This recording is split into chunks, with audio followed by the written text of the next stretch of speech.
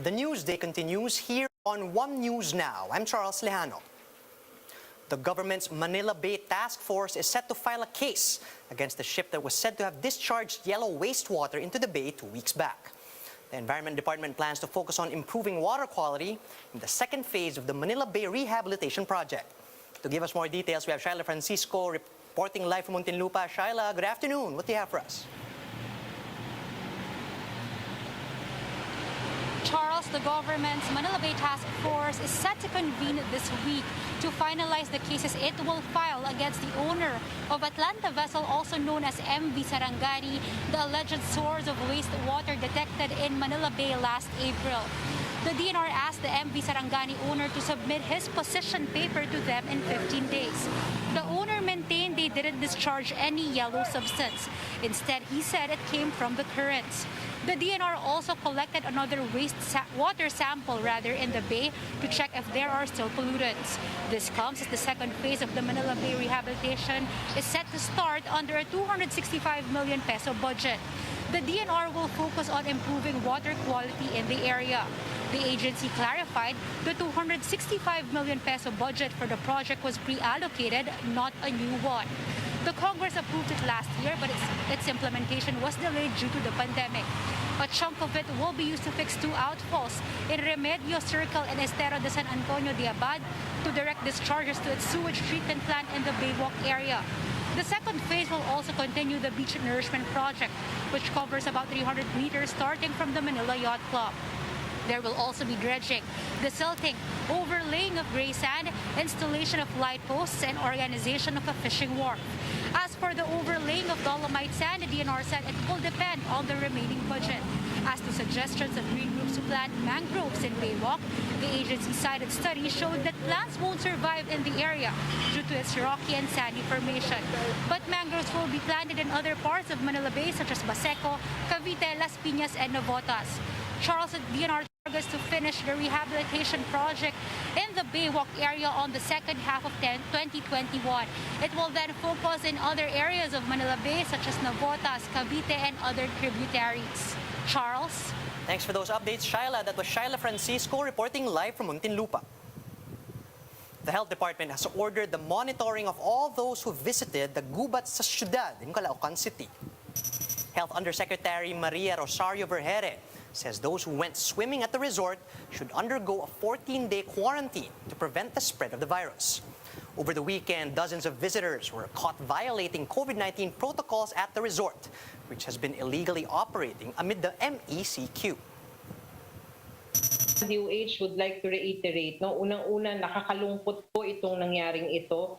Sana po hindi na tularan. Alam po natin lahat na tayo talaga ay doing all of our efforts to contain this disease. And alam din po natin na tayo po ay nasa MECQ. So alam po dapat ng ating mga kababayan kung kailan sila pwedeng lumabas at ano ang mga places na pwede nilang puntahan. On the other hand, dapat din naman po ang mga establishments, kailangan po, alam din po nila na hindi pa po sila pwedeng mag-accommodate na. Here are other stories we are keeping our eyes on. The Octa Research Group flags the increase of COVID-19 infections outside the NCR Plus bubble. Octa Research member Dr. Butch Ong says they observed a slight uptick in cases in Cagayan de Oro, Puerto Princesa, and Bacolod. Newly appointed PNP Chief Guillermo Eleazar says it's only right for patrolling police officers to approach community pantry organizers. He added that their actions should not be misinterpreted as harassment. And in sports, Filipino rower Chris Nivarez becomes the 8th Filipino to qualify for the 2021 Tokyo Olympics. This sends the country's 21-year drought in men's single sculls.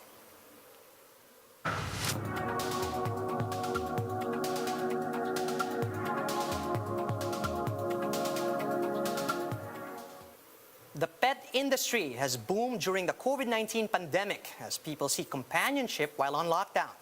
But now that restrictions are gradually being lifted, pandemic pets are being returned at an alarming rate. We'll have more details in this Bloomberg report. The pandemic may have caused many failed businesses, but here's one industry in particular that has thrived: pets. Good boy. During the pandemic, an extraordinary demand of people desperate to adopt a dog or cat led to a boom in pet-related companies like Chewy, Wag Labs Incorporated, and more. In the UK, in April and early May, there were more than 400 buyers for every pet advertised, according to Pets for Homes.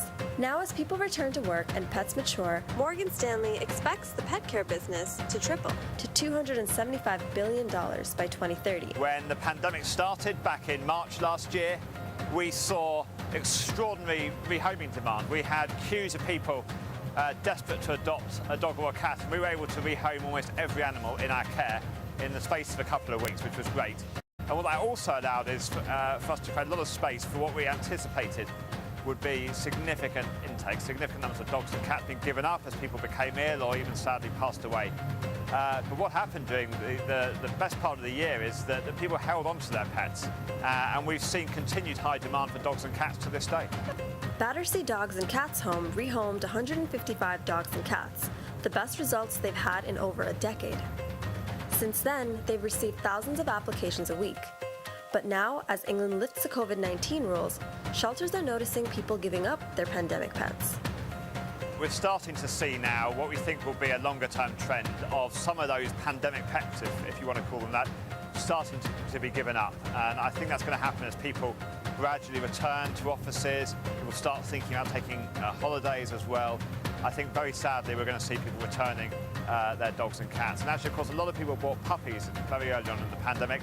Those puppies will have grown into adult dogs now, and some of those behaviours may be becoming a little bit more challenging now, and people may be thinking now it's getting too difficult. So sadly, I think we're going to see an upturn in relinquishment, and Battersea, like other rescues, will be as ready for that as we can be. The number of dogs and cats that have been returned to Battersea Dogs and Cats Home have doubled over the last couple of months. This isn't the first time the charity has seen this trend. During the last recession in the UK, the shelter saw a significant increase in stray dogs. Quite a few people have obviously come to us and said that they can no longer keep their animal because of financial aspects, through redundancies and job losses. So that's been really unfortunate that they've had to obviously give up their pet to us. But on the flip side of that, we do take in any animal that comes to us. For more updates, visit News 5, the Philippine Star, and Business World online. Visit our website, onenews.ph, for more in-depth analysis. And you can also catch One News on Signal Play. Just register for a free account at www.signalplay.com so you can stream One News live, anytime, anywhere. Mask on, wash hands, and stay safe, Philippines. I'm Charles Lejano. We are One News.